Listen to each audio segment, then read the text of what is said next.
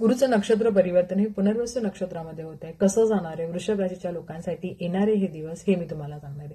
वृषभ राशीच्या लोकांसाठी येणारे हे दिवस नक्कीच चांगले जाणार आहेत. कारण तुम्ही जर गुरुला समजलं तर गुरु हा स्वतःच्याच नक्षत्रामध्ये जात आहे. जेव्हा स्वतःच्या नक्षत्रामध्ये गुरु जातो तो गुरु हा खूप देणारा प्लॅनेट आहे. त्यामुळे पुनर्वसू नक्षत्रामध्ये जाताना तो दुसरं आणि तिसऱ्या घराला ऍक्टिव्ह करेल. आता दुसरं घर हे धनासाठी आहे, परिवारासाठी आहे, वाणीसाठी आहे. तिसरं घर हे छोटं ट्रॅव्हल सुद्धा दाखवतं. त्याचबरोबर तुमचे एफर्ट्स दाखवतं की तुम्ही एफर्ट्स किती घेता आणि कशा पद्धतीने त्या गोष्टी तुमच्या आयुष्यात आणता. तर हे तुम्हाला समजणं फार गरजेचं आहे. तुम्हाला धनसंपत्तीचा चांगला योग येणार आहे, खूप चांगल्या गोष्टी होणार आहे. 5व्या दृष्टीने रोग घराकडे, 8व्या दृष्टीने सुद्धा अशा काही घटना ज्या वाईट असतात त्याच्यावर गुरुची दृष्टी असणं कारण लाईफमध्ये सगळ्या चांगल्या गोष्टी होणार आहेत, वाईट गोष्टी टाळणार आहेत. त्याचबरोबर कर्म घराकडे बघत असल्या कारणाने नक्कीच प्रमोशन होईल, चांगल्या इन्क्रीमेंट होईल, चांगल्या गोष्टी होतील. आता ते एक लक्षात घ्या की त्याचबरोबर फॅमिली रिलेटेड सुद्धा खूप चांगल्या गोष्टी होणार आहेत. सगळ्या गोष्टी तुमच्या मनासारख्या होणार आहेत. फक्त एकच आहे की तुम्ही शांत राहून प्रत्येक गोष्टीचा फोकस देऊन डिसिजन घ्या.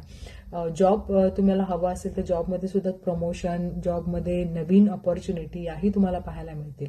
सांगायचा हेतू हा की आधीच मी सांगितलेलं आहे की पुनर्वसू नक्षत्र जे आहे ते खूप चांगलं नक्षत्र मानलं जातं.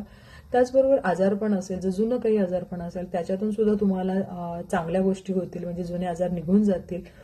सगळ्या गोष्टी स्वतःच्या ब्लड टेस्ट करून घ्या. नक्कीच आरोग्या रिलेटेड चांगल्या गोष्टी तुम्हाला ऐकायला मिळतील. आणि सगळ्यात महत्वाचं, जसं मी आधीही जेव्हा गुरु पुनर्वसू नक्षत्रामध्ये जातात तेव्हा मी तुम्हाला सांगितलेलं आहे की अशा गोष्टी घडतील की थोडीशी ग्रीडी भावना निर्माण होईल.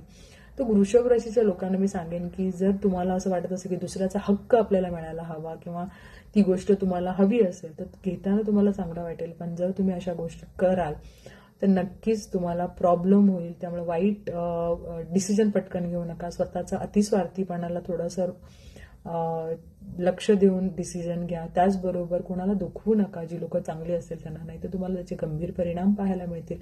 उपाय आपल्याला रामरक्षा स्तोत्र करायचं आहे. बांबूचं झाड जे असतं हे असं ते तुम्हाला साऊथ ईस्टला लावायचं आहे.